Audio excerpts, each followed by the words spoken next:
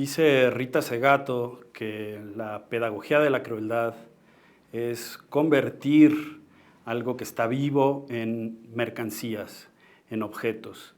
Es la manipulación de la vida en función del capitalismo. Y en las artes esto tiene muchísimo sentido porque ¿para qué educamos en las artes? ¿Para qué y para quién? ¿Y cómo lo hacemos? ¿Para simplemente convertir a artistas en funcionarios del capitalismo o para ser resistentes a ello? A la hora de trabajar en las aulas tenemos que sacrificar disciplina para evitar las violencias que se han generado durante décadas. Esto es un poco de lo que vamos a hablar hoy en La Celestina. Esto es La Celestina, un podcast del Centro Nacional de las Artes. Entrevistas a personalidades de la vida artística de México. Vénganse a conocer los centros de las artes estatales. Un saludo para todos ellos. Pásele a bailar. Esto es La Celestina. Desde el cumpleaños número 30 del Centro Nacional de las Artes ya comienza La Celestina, un podcast dedicado a hablar sobre expresiones artísticas y culturales. Hay un sonido ahí de aplausos. Emma, muchas gracias por estar aquí con nosotros. Vamos a hablar de una obra que tienen ustedes en cartelera que se llama Un tropel de mariposas.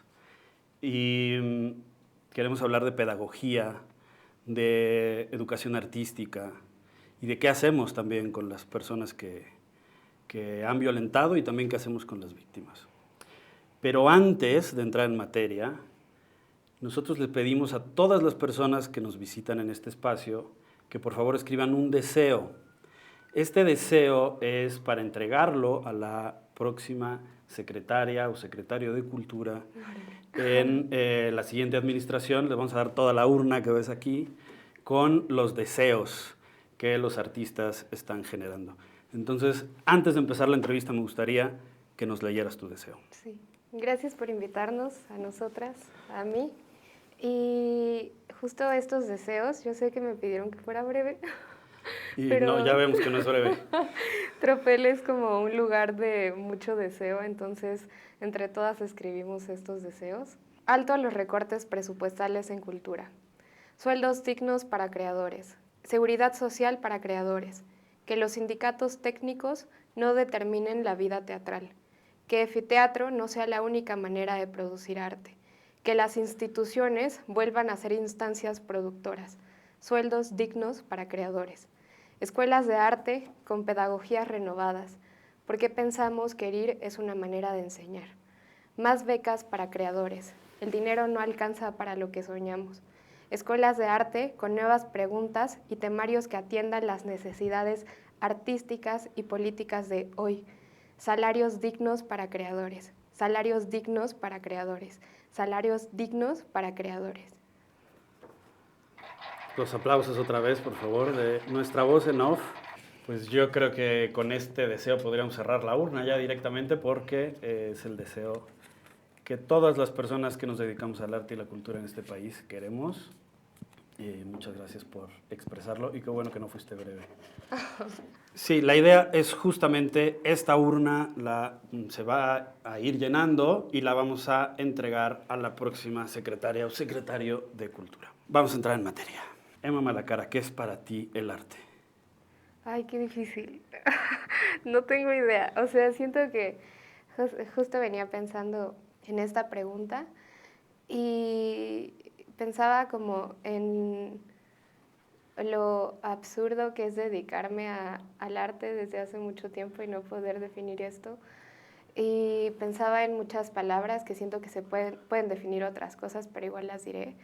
Pienso que quizás es un lugar como de reflexión y que es un lugar donde te ponen un espejo para poder mirarte, para poder reflexionar, para poder hacerte nuevas preguntas, eso yo diría, pero también podría definir eso otras cosas, ¿no? Como que también pensaría entonces en añadir estética, preguntas, reflexión Oye, tú eres actriz de esta obra que hemos mencionado, Un tropel de mariposas, dirección de Micaela Gramajo. Durante un buen tiempo, especialmente a finales del siglo XX, los actores, las actrices, se definían como intérpretes, como ejecutantes, no como artistas. ¿Cuál ha sido, en tu caso y en el de este colectivo, la experiencia para mutar de personas que simplemente memorizan un texto y lo dicen de la mejor forma posible a verdaderos creadores? Pues siento que esa es una pregunta bien bonita, porque especialmente en la Escuela Nacional de Arte Teatral, y no sé si en alguna escuela de teatro en México, tengamos la capacidad de nombrarnos como creadores, ¿no? Cuando estudiamos la carrera, porque tengo la sensación de que los temas que vemos, el temario en general, las prácticas que realizamos a lo largo de la carrera justo nos hacen mirarnos solo como intérpretes, ¿no? Como ejecutantes. Y una pregunta muy bonita que nos hicimos en Tropel de Mariposas fue como algo muy similar a lo que acabamos de hacer aquí, que fue preguntarnos cuál es nuestro deseo, cuáles son nuestros sueños teatrales, cuáles son nuestros miedos, cuáles son nuestras obsesiones artísticas. Y pues la ENAT no te pregunta eso, ¿no? Desafortunadamente. Esto yo lo viví como un proceso bastante especial hasta que llegó Micaela Gramajo y nos hizo esta pregunta y nos pudo acoger, y entonces empezamos no solo a actuar textos que no nos interesaban tanto, y que no digo que no sean interesantes y que no sean importantes de pasar por ahí, porque no niego el realismo y la importancia de pasar por textos clásicos, ¿no? Por autores que tendemos a pasar. Siento que es súper importante y necesario para nuestra preparación actoral, no quiero negar nada de eso, solo creo que esta vez nos preguntamos cómo estamos nosotras con el arte, qué queremos hacer nosotras, qué es lo que deseamos sobre todas las cosas, ¿no? Qué es lo que nos debe de alguna manera la escuela. Y así es como tengo la sensación de que empezó a nacer nuestra ser creadora, porque empezamos entonces a escribir, a hacer nuestra propia dramaturgia, a trazar como nuestras propias ideas sobre la escena, incluso sobre la iluminación, la escenografía, y al final pues cada quien en su departamento hizo lo que tenía que hacer, pero siempre nombrándonos no solo como intérpretes, ¿no? Y te refieres mucho a la ENAT, a la Escuela Nacional de Arte Teatral, porque es el lugar donde se origina esta puesta en escena, que ahora está en cartelera. Y ese es el origen, la ENAT. Ustedes son estudiantes de la carrera de actuación. Cuéntanos cómo fue ese proceso, cómo se encuentran, por qué proviene de ahí esta puesta en escena. Sí, todas somos estudiantes de la Escuela Nacional de Arte Teatral. Y notamos que, bueno, en la Escuela Nacional de Arte Teatral, si no me equivoco, porque a veces me equivoco en las fechas, 2021 o 2022 hubo un paro por violencia de género y violencia pedagógica que a todas nos sacudió de una manera pues bastante fuerte, porque algunas fuimos parte de este movimiento muy conocido y poderoso que fue Morras ENAT, y otras y otros fueron espectadores, ¿no? Y por lo tanto también el movimiento les afectó de ciertas maneras. Entonces, a partir de eso, nosotras nos hicimos una pregunta, ¿no? ¿Cómo nos relacionamos ahora haciendo teatro? ¿Cómo nos relacionamos nosotras mismas? Y este es el teatro que queremos hacer si nos lo han enseñado a través de la violencia pedagógica. Y notamos que teníamos bastantes heridas, ¿no? Quizás no heridas que habíamos vivido directamente, pero ahora pensamos en una herida sistémica, ¿no? En una herida que la ENAT tiene por solo tener la estructura, ¿no? E incluso en una herida metafórica, porque, no sé, la ENAT después de los temblores ya está quebrada, y pensamos, la ENAT también está muy dolida, y es el lugar donde estudiamos, ¿no? También esa herida metafórica pues nos está impregnando de muchos lugares, y seguramente los maestros que nos violentaron pues también están heridos, y por eso es que nos violentaron de esa manera. No queremos justificarlos, pero queremos entenderlos. Y nosotras definitivamente también fuimos violentas en ese proceso. O sea, hay una cosa que se llama tótem, que es una bienvenida que nosotras solíamos hacer para violentar y asustar un poco a las personas de nuevo egreso, que se fue heredando desde hace años, ¿no? Y nosotras, pues claro, definitivamente fuimos violentas en esa escuela, ¿no? Quizás hay un ambiente, una cosa como muy fuerte en el teatro que pensamos que se tiene que hacer de esa manera, que después del paro nos preguntamos, ¿se tiene que hacer? ¿Se tiene que seguir haciendo de esta manera? Y pues seguimos haciéndonos preguntas, ¿no? ¿Se tiene que desaparecer la violencia? Hoy nos preguntamos si tiene que desaparecer la violencia de la escena o solo de la manera en la que nos relacionamos. Qué interesante y qué buen ejercicio de autocrítica también acabas de hacer, que me parece admirable. ¿Cómo llega Micaela Gramajo Schumacher? Para quien no conozca a Micaela, es una de las grandes artistas escénicas que tiene este país. Es dramaturga, es gestora, es actriz, directora. ¿Cómo llegó a ponerse en este proyecto como la directora de escena? Pues justo después del paro nos hicimos muchas preguntas, ¿no? Como que había muchos maestros con ideas, y creo que siguen habiendo maestros con ideas de un teatro que quizás ya no nos interese mucho a las personas que hacemos teatro actualmente, y pensábamos que de pronto soñamos, así como lo acabamos de hacer ahora. Y si ahora en la ENAT hay directoras como muy chidas que lleguen a hacer nuestros montajes, y la verdad es que Morras ENAT fue un movimiento que nos colocó en un lugar de poder, ¿no? Porque nosotras pedíamos y se hacían las cosas, o al menos el Morras ENAT que yo viví. Entonces, en algún momento, yo junto con otra amiga fui a ver Pollito, nos gustó mucho, y tuvimos solo la intuición de escribirle a Micaela. Micaela es una persona muy amorosa, además de una persona increíble artísticamente, y ella de inmediato nos dijo que sí y que teníamos que hablar de esto, ¿no? De lo que acaba de pasar como Morras ENAT, y así llegó. Qué interesante proceso y qué interesante lo que cuentas sobre cómo también estos movimientos se empoderan, ¿no? Y también se convierten en hegemónicos. Es parte de, de esta forma en la que la sociedad se va engendrando y se va destruyendo al mismo tiempo. ¿Qué hacemos con las personas que han violentado? ¿Qué hacemos con los maestros y maestras que han ejercido violencia? ¿Los exiliamos? ¿Los abominamos del teatro? ¿Se pueden reinsertar? ¿Cuál es tu opinión al respecto? ¿Qué hacemos con estas personas? Qué complejo, no sé. Son preguntas que yo también tengo. Cuando yo recién inicié Tropel, la verdad es que estaba tan herida y estábamos muy heridas que nuestra protección era no se pueden reinsertar estas personas, ¿no? Las personas que nos hicieron daño no entran en este lugar. Lo mejor que puede suceder es que estén fuera, ¿no?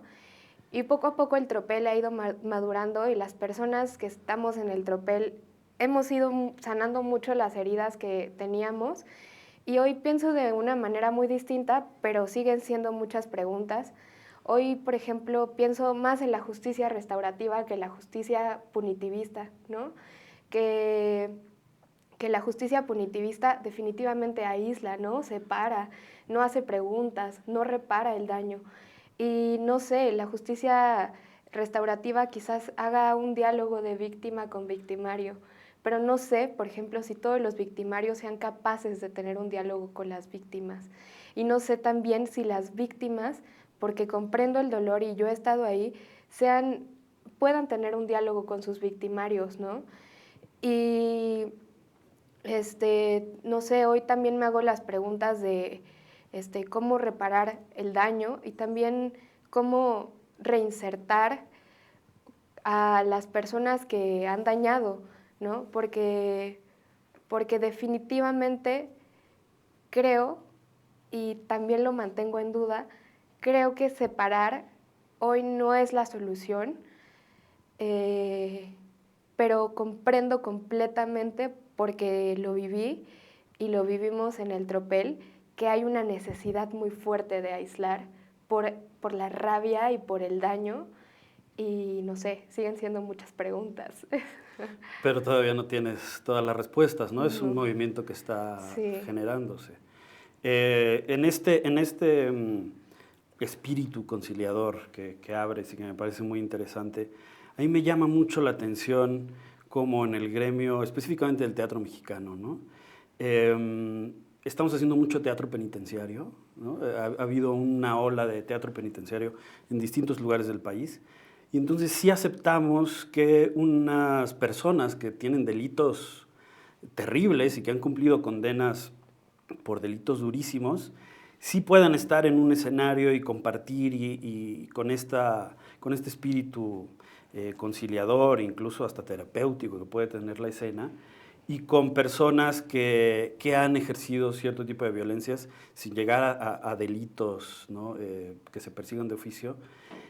Nos cuesta tanto trabajo aceptarlos y hay como un exilio voluntario de estas personas que han sido señaladas tanto en el Me Too como en otro tipo de tendederos y demás. ¿Por qué crees que nos cuesta tanto trabajo con la gente, digamos, más cercana del gremio generar cierta conciliación y con delincuentes probados que ya han pagado su condena no es tan difícil? No tengo idea. No sé, siento que es una pregunta súper compleja que la verdad yo no podría responder, pero la verdad es que entiendo, como lo hablaba ahora, ¿no? O sea, siento que hay una herida sistémica en la ENAD, ¿no? Que vemos metafóricamente en las grietas. Siento que hay una herida sistémica pues, en el gremio teatral pues muchas personas han sido y hemos sido dañadas. Entonces, siento que por supuesto hay una gran protección a las personas señaladas. Yo también, no sé, yo por empatía he decidido de dejarle hablar a muchas personas porque conozco a personas cercanas que las han violentado, ¿no? Pero al mismo tiempo, hoy me hago nuevas preguntas como de, ¿y por qué no acercarme a esa persona y decirle, oye, sé que está señalado, eres consciente de ese señalamiento? Porque me gustaría relacionarme contigo, solo me gustaría que nos hiciéramos nuevas preguntas y poner límites, ¿no? A diferencia de, no sé, siento que la otra situación que tú propones de específicamente del teatro penitenciario, pues siento que es un lugar, puede ser distinto, porque pues son personas que están cumpliendo una condena, ¿no? Que de primer momento el sistema punitivista les está atravesando de una manera súper fuerte, porque es la única manera en la que hemos aprendido a reparar la justicia, y están ahí, ¿no? No hay como de otra manera. Me preguntaría cómo repararnos hoy, ¿no? Cómo reparar a las víctimas, ¿no? Principalmente, pero también cómo reparar nuestra comunicación, nuestras heridas que vienen desde hace muchísimo tiempo, cómo reparar nuestras relaciones, cómo relacionarnos hoy con las personas que están señaladas y que quizás con las que sí nos queremos relacionar, pero justo pensaría en nunca negar ese señalamiento, como relacionarnos a partir de ese señalamiento. Qué interesante. Sí, porque creo que algo que ha pasado, por lo menos mucho en mi generación, pues somos de generaciones distintas, es que no ha habido este protocolo de diálogo que tú propones, como que se dividió un poco el gremio entre señalados, no señalados, entre víctimas, victimarios, y más allá de que creo que cada caso es distinto y habrá que analizarlo y también ver los alcances, creo que lo importante es generar un espacio seguro en el teatro, en las artes en general. Y mi sensación es que no hay un protocolo institucional, no hemos generado una figura como un ombudsman de las artes escénicas para que ahí se puedan dirimir estas conjeturas, o justicia alternativa, o algún mecanismo que nos facilite justamente evitar esta separación, porque creo que ya es tiempo de dar el siguiente paso, ¿no? De ir del Me Too a qué sigue, qué pasa después del Me Too. No sé qué opinas de estas ideas, de estas soluciones, de estos protocolos que se pueden hacer. Sí, pues en realidad, sí, justo, no hay un protocolo, ¿no? De pronto las instituciones, ahora creo que lo más sencillo que han puesto es no aceptamos a personas señaladas en nuestros proyectos. Y pienso, esa es una manera de solucionar a la víctima, de reparar a la víctima. Se han acercado a la víctima para preguntarle qué es lo que necesita. Han estado actualizados de la situación, no sé, de lo que está sucediendo entre la víctima, el victimario o la persona señalada. Definitivamente pienso que hay una herida que por esa razón es que hemos necesitado protegernos, ¿no? Y la institución ha sido como muy fácil de, bueno, yo aquí entonces no acepto a personas señaladas, pero ¿por qué a unas personas señaladas sí y a otras personas señaladas no? ¿No? Siento que la pregunta es muy bonita, ¿no? ¿Y ahora qué hacemos con esto? Porque definitivamente ahora la cancelación no nos ha llevado a un lugar lindo, ¿no? ¿Qué hacemos sin cancelaciones? ¿O de qué manera lo hacemos ahora? No sé. Yo tampoco sé, pero creo que es nuestra responsabilidad pensarlo en común, ¿no? Sobre todo este momento después de pandemia y con nuevas generaciones, creo que sería interesante que la próxima administración buscara algún protocolo, alguna forma de Sí. solucionar esto. Yo acabo de leer que el Ministerio de Cultura de España, por ejemplo, ha generado una oficina para que estas denuncias no lleguen al sistema judicial y se puedan resolver en un ámbito, digamos, doméstico, siempre y cuando no exista un delito, ¿no? Y bueno, poder encararlo, dialogarlo como la víctima crea conveniente, ofrecer soluciones y especialmente la garantía de no repetición. Creo que eso es lo importante también de este movimiento que su obra está plasmando. Sí. ¿Tú crees que después del montaje que hicieron cambió algo en la ENAD? Qué fuerte. Justo nos hacemos mucho esa pregunta en esta nueva versión de Tropel. Me gusta pensar que sí, pero también hay como una tirada para abajo de parte de muchas, ¿no? Porque la energía de Tropel de Mariposas cuando estrenó era una energía súper revolucionaria, como de muchísimo fuego, de querer tirar toda la escuela por completo, ¿no? Nuestra utopía era nosotras, de verdad acabar con la ENAD y buscar una nueva forma de hacer teatro, de enseñar teatro. Después nos dimos cuenta de que no había pasado eso, pero bueno, pienso, Tropel de Mariposas hace muchas preguntas, ¿no? Desafortunadamente, Tropel de Mariposas es el primer examen de actuación donde alguien como que nombra la herida de la ENAD, ¿no? Y pues pienso que seguramente sembró semillitas en algunas personas, en estudiantes de la ENAD. ¿Ustedes siguieron el caso, por ejemplo, de la Universidad Autónoma del Estado de Hidalgo, donde hubo un movimiento también contra una directora que había sido acusada de violencia y que originó un paro y que durante el año 2023 originó que el Instituto de Artes parara?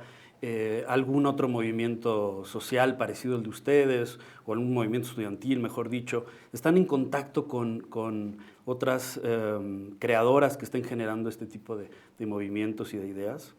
Pues una vez que inició Tropel de Mariposas, bueno, creo que es importante mencionar que Tropel de Mariposas no es el movimiento de Morras ENAD. Ok. Muy importante decir eso, sí. Morras ENAD fue un movimiento que necesitamos hacer independiente cuando surgió el paro, y después de eso un grupo de estudiantes nos unimos, llamamos a Micaela y hicimos un Tropel de Mariposas para narrar nuestra experiencia personal en la escuela, ¿no? Y preguntarnos especialmente sobre la pedagogía. Pero nosotras como Tropel de Mariposas, pues más bien hemos estado en contacto pues con creadores, ¿no? Con personas están dentro del medio para seguir nutriendo nuestra obra en específico, y Morras ENAD más bien ya fue algo independiente. Ah, es que eso es muy interesante porque siento que había una confusión. Sí. Qué bueno que la aclaras. Oye, para terminar, dinos cómo fue el proceso creativo con la dramaturga, porque no hemos hablado de ella, cómo se integró, cómo unió estas piezas. Lo que sucedió fue que nos hicimos 3 preguntas.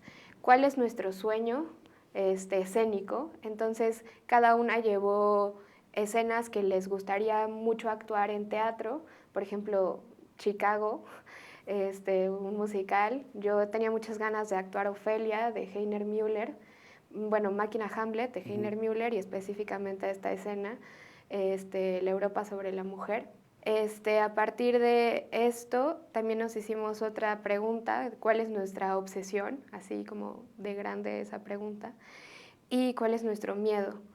Lo escribimos y Tali estuvo presente en muchas sesiones, Talia Yael, estuvo presente en muchas sesiones observándonos, viendo ejercicios escénicos, y ella, no sé, con su genialidad de pronto nos fue llevando como poco a poco pedazos de escenas o escenas completas, y al mismo tiempo nosotras proponíamos mucho dramatúrgicamente escenas completas, y ella quizás les echaba un ojito y decía, está perfecto, ahí está, ¿no? Entonces nos acompañamos mucho en esa dramaturgia. Más como una dramaturgista, como un acompañamiento ya en la puesta en escena, es decir, no les llegó un texto escrito previamente, sino que lo fue elaborando con ustedes, entiendo. Sí, lo fue elaborando con nosotras, pero sí jugó bastante como una dramaturga, porque todo el esqueleto es de Talia Yael. Pues vamos a dejar hasta aquí la entrevista porque tenemos que escuchar una cápsula de una sección que tenemos que se llama Un Minuto con un Centro Estatal de las Artes. Hoy toca el Centro Veracruzano de las Artes Hugo Argüelles. Soy César Feria y desde el Centro Veracruzano de las Artes Hugo Argüelles les cuento que cuando ustedes lleguen por primera vez, a lo que huele nuestro espacio es a madera y a café. Y lo primero que verán es este hermoso recibidor con piedra de coral y ladrillo rematado con un edificio contemporáneo para danza y conciertos. Además podrán escuchar ensayos de piano, el coro Voces del Mar y el cantar de las aves jarochas. En este centro hay más de 120 personas transitando semanalmente, entre alumnos, artistas, personal administrativo y espectadores. Si te interesa saber más sobre nuestra oferta académica y cartelera cultural, síguenos en nuestras redes sociales como Cebart Secver. Gracias por visitar el Cebart de manera digital y recuerden que siempre los esperamos en Veracruz con los brazos abiertos.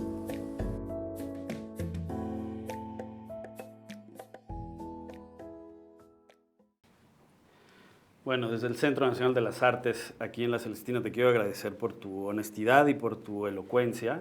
La verdad es que está tan interesante la entrevista que se me olvidó hablar con la voz en off. Tenemos una voz en off aquí, que es que no tiene lugar, no tiene tiempo ni lugar. ¿Y qué sigue voz en off? ¿Qué tenemos que hacer ahora? Sí tengo tiempo y lugar, mi lugar está en los barrios donde se escuchan las cumbias y las salsas y las buenas canciones que aquí no bailamos. Pero lo que sigue es que nos sigan en las redes sociales de La Celestina, nos pueden seguir en TikTok, en Instagram y también en X, que antes era Twitter, lamentablemente alguien le cambió el nombre y ahora nos tenemos que llamar así. Nos pueden seguir como @LaCelestinaPodcast y si usted quiere escuchar el podcast en Facebook, porque todavía lo ocupa, puede sumarse a las redes sociales del CENART, porque ahí también estaremos presentes. Vamos a leer, Emma, si estás de acuerdo, unas preguntas, unas vivencias que justamente a través de redes sociales han llegado. Las personas que nos escuchan envían como cosas que les han sucedido o preguntas. Entonces, si quieres, te doy la pecera para que saques la primera al azar. ¿La leo? ¿Qué dice? Sí, porfa. A ver qué nos está contando la gente que nos escucha. Ana Reyes Butrón desde Instagram. En alguna función de la obra Curva Peligrosa, memorial final de la obra, y en una escuela un perrito me lamió la cara para que despertara. ¿Te ha pasado algo así? ¿Ha entrado un animal a escena? No, nunca. Ella es un Ajá. personaje, ¿no? No sé si conocen esta obra de Curva Peligrosa, una obra para adolescentes. Ajá. Y su personaje habría muerto y el perro la trató de reanimar. ¿Te ha ocurrido algo así interesante, gracioso en alguna función? ¿Alguna anécdota que tengas divertida de algo raro? No sé si divertida, la verdad, pero sí nos han pasado cosas muy raras, de que había una, una versión de Tropel, porque Tropel cambia como cada vez que tenemos temporada. Y en mi monólogo, a principios, cuando empezaba todo, yo decía, si hay un fantasma aquí, que aparezca, porque mi obsesión era buscar fantasmas en todos lados. Ok. Entonces Talia agregó esos textos a la escena. Y entonces yo estaba haciendo el monólogo de Müller y de pronto aparecían esos textos. Y de pronto en El Salvador Novo, bueno, nos empezaron a pasar cosas, eso fue la temporada académica,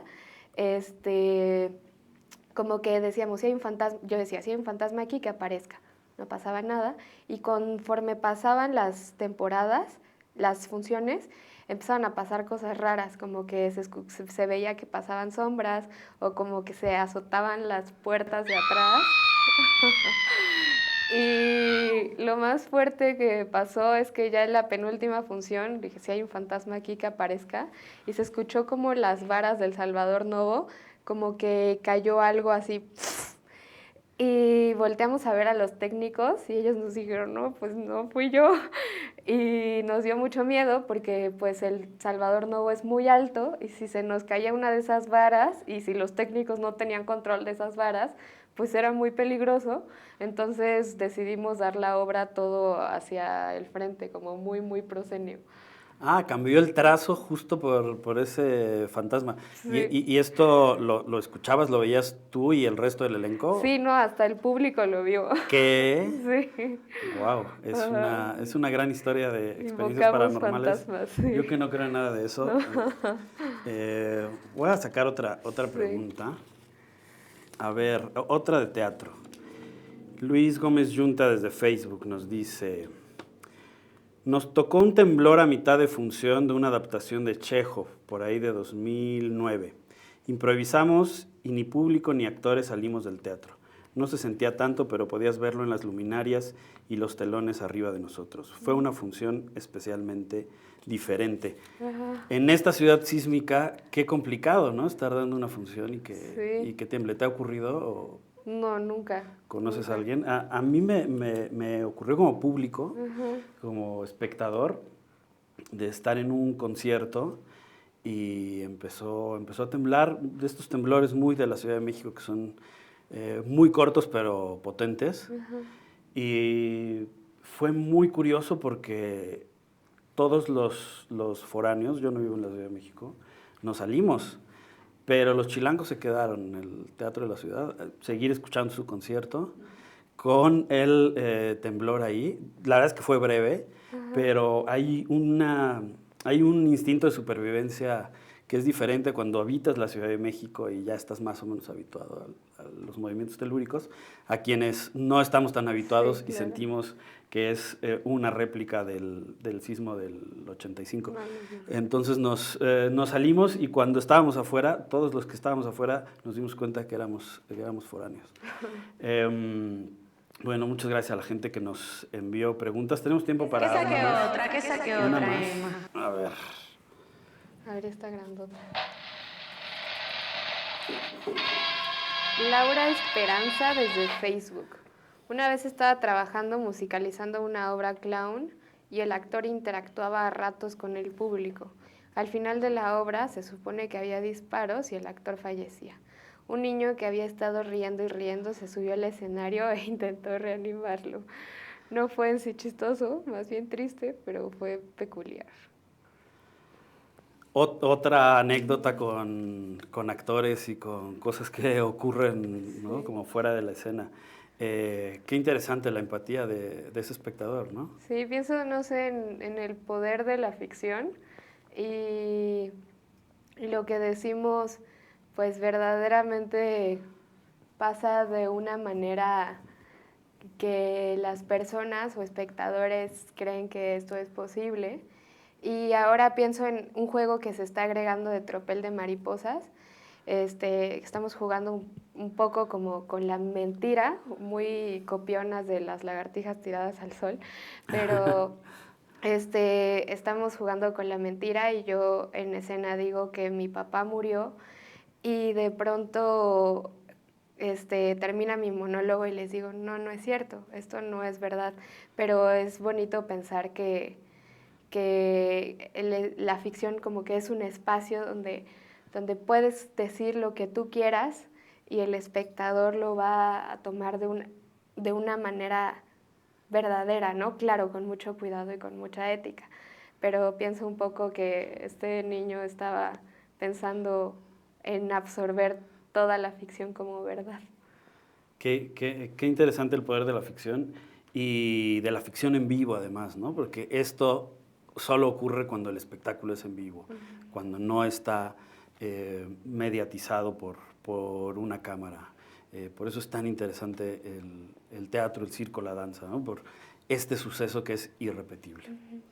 Tenemos que ir a otra sección, pero la voz en off tenía una inquietud. Es que me quedé picada con la colectiva. ¿Qué sucedió con el movimiento de morras de la ENAD después de que se fueron? Pues nosotras éramos solo parte de Morras ENAD, pero no éramos Morras ENAD, ¿no? Como tal. Entonces, pues actualmente yo, por ejemplo, no estoy muy actualizada de qué es lo que pasa en Morras ENAD, pero sé que es una colectiva que existe, ¿no? Que sigue protegiendo a las alumnas, que está presente.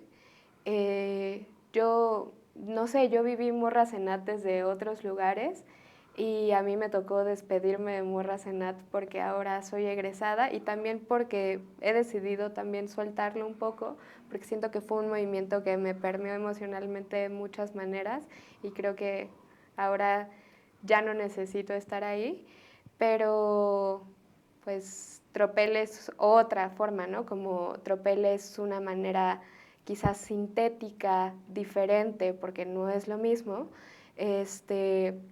de nombrar artísticamente otras preguntas que en algún momento Morras ENAD se hizo, pero que no tiene que ver en sí con Morras ENAD.